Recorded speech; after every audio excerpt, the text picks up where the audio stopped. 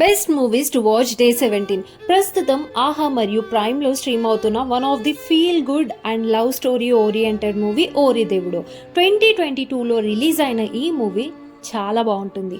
లైఫ్లో మనం ఉన్న దానితో ఖచ్చితంగా హ్యాపీగా ఉండాలి. మన లైఫ్లో ఇంకా ఇంకా అని ఆలోచిస్తే ఉన్నది కోల్పోతాం అని ఖచ్చితంగా నేర్చుకుంటాం. లైఫ్లో సెకండ్ ఛాన్స్ వస్తే లైఫ్ ఎలా ఉంటుంది, మనం ఎక్స్పెక్ట్ చేసిన విధంగా అస్సలు ఉండదు అని కూడా తెలియజేస్తుంది. ఏది జరిగినా మన మంచికే అని కూడా తెలుసుకుంటాం. ఈ మూవీలో అర్జున్ అండ్ అను ఇద్దరు ప్రేమించి పెళ్లి చేసుకుంటారు.